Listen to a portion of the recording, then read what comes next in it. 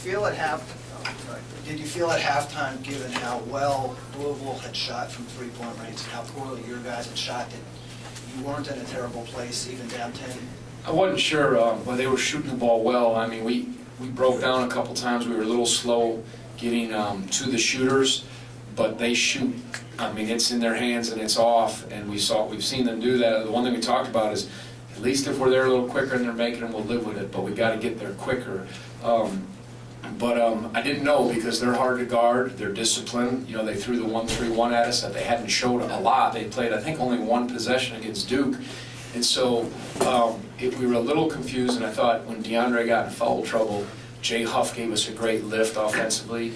And I thought DeAndre was special. I mean, with the way he played, that was a special performance. But I liked the individual defense on the interior in the second half. The individual defense sometimes bothering some shooters in the second half. It was really a gritty second half for us, though we didn't even shoot it. I think Dre's the only one who hit the threes, right? And didn't shoot it well, but we took care of the ball and again got some pressure with Kihei and finished it the right way. Gene. Yeah, Tony, you finished plus 34 in points in the paint. How much was that a function of necessity for not shooting the three that well, or just intent because you wanted to attack the paint? Yeah, well, we're such a post-scoring team, so no, I tell you, but there's different ways to get it in the paint. And again, whether it was drives or tough finishes, Mamadi and Jay gave us a lift. You know, I didn't play Braxton and Jack in the second half, but I just went with, I thought, defensively the matchups and the way it was, but the rebounding and then the tough play, you know, in the lane, some drop passes or pocket passes, nice things really happened off the ball screen. So just we were so much better in the second half and tried to just stay the course. We'll take one over on the left. Yeah. Tony, why were you better? Was it defensively or just overall, or what was it? In the second half? Yes, Yeah, I think, well, you know, I think we got DeAndre back on the floor. He's a terrific defender. That helped us with a matchup kind of at the 4 spot. And then when I put Kihei in, Kihei was really heating up the ball. And then DeAndre guarded Noara, who was terrific in the first half. And we were more mindful, not that we should not have been, but on the McMahon, sorry, I was going to say Ryan, because he's such a good shooter. So just thought we bothered. Of course, they missed some shots, and then we ran some decent offense. Doug. Yeah, talk about Kyle. 8 rebounds, 8 defensive rebounds, and a good rebounder all season for you. He sure has. You know, sometimes the other guys just got to get people off, and then, you know, your guards have to come in and clean it up, and Kyle has a nose for the ball. He's deceptive with his bounce off the floor and going and getting stuff. Sometimes when he drives, he's deceptive that way, too, to be able to get off his shot. But with a lot of long threes, and you know, they shot a lot in the second half, there's long rebounds, so that was important for the guards to clean up. Take on the back right. Coach, staying at home in the post, you usually trap the post. I'm here, Coach. You did not trap the post tonight. You stayed at home and played them straight up in the post. Was that because of the three-point percentage in the first half? Well, our guys have been doing a good job guarding individually. Jack Salt's terrific. Mamadi, Jay, they've done some good things. And, you know, we always talk about it, but the way, they shot the ball, we thought, you know, let's make some plays over the top and score and stay at home a little bit, because most teams are planning for our post trap. Not that we won't use it, but I think it was, you know, maybe they made 1 or 2 post buckets off of moves, but it helped us with our rebounding and also our perimeter defense. Okay, we'll take one right behind you. Josh, right behind you, sir. Tony, you said DeAndre was special today. Was there a moment in the game where you realized he was really feeling it? I mean, the whole game.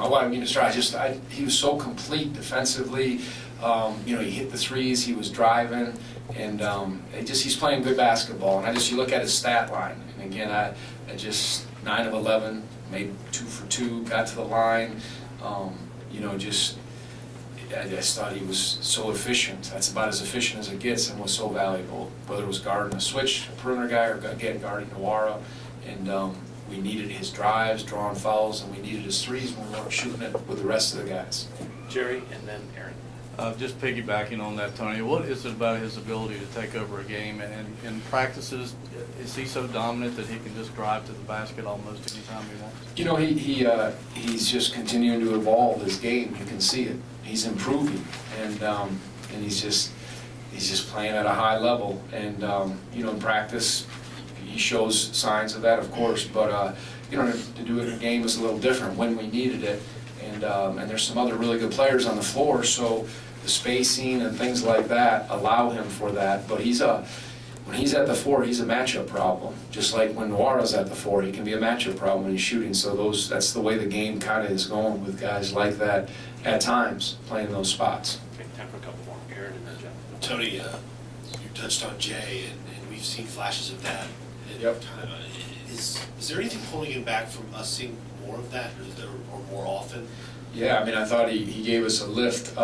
You know, they're in that 1-3-1. Jay's his offensive skill, his touch around the rim, and his length is certainly unquestioned. It's just a matter of him continuing to, you know, be good defensively, take care of the ball, get stronger in all those areas. He's improving in.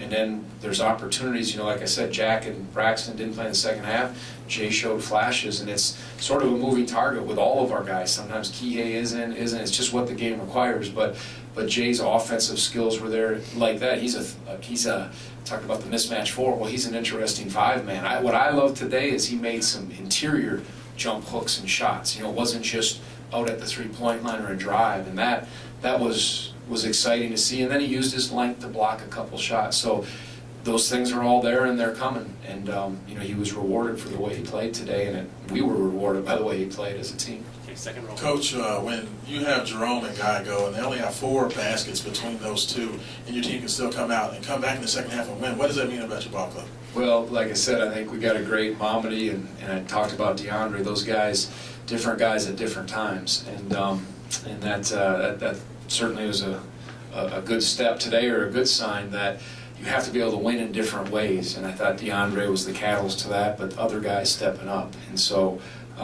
that was hard. If you would have told me you're going to be 2-17, here are your stats, and the first half, this is the way it's going to be, I would have said, we might be in for a long one tonight, but they toughened up and played well. All right, Jeff and then Doug in a row. It's easy to see how far Momedy has come from his first years in the program, but even over the course of this season, have you seen significant progress from him? Yeah, I think it's, you know, when you color your hair, you kind of also have games like that. So he's improved. You know, like Jay, there's just, for bigger players, it's a process. And it's a hard process to shortcut. It's just the reality of it, the way we demand people, the way we think play to be successful with holding guys, you know, defensively, all those things. And you just see them get more and more accustomed to it.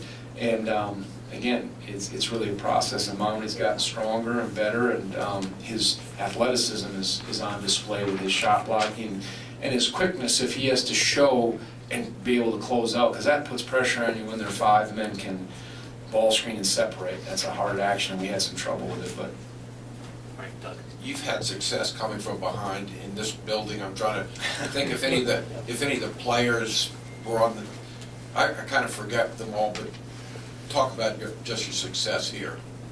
It's just, we've played well. I mean, you talk about, I have so much respect for the Louisville program in terms of Coach Mack and his staff now, and the battles that we had with them when, you know, it was Coach Pageant and obviously Coach Patino.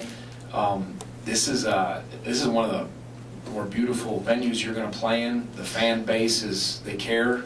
You just feel it. You feel it in the arena. And there's talented players, so you know you got to play well, and our guys have answered the call every time we've played them in these games. And yeah, that was so improbable last year, that one, but this one was the way you're supposed to come back. Last year is, I don't know, but this year is how you have to do it when you're in those spots. Thanks, Tony. We'll have Hunter, Momedy, Jay, and Ty will be available on the second line.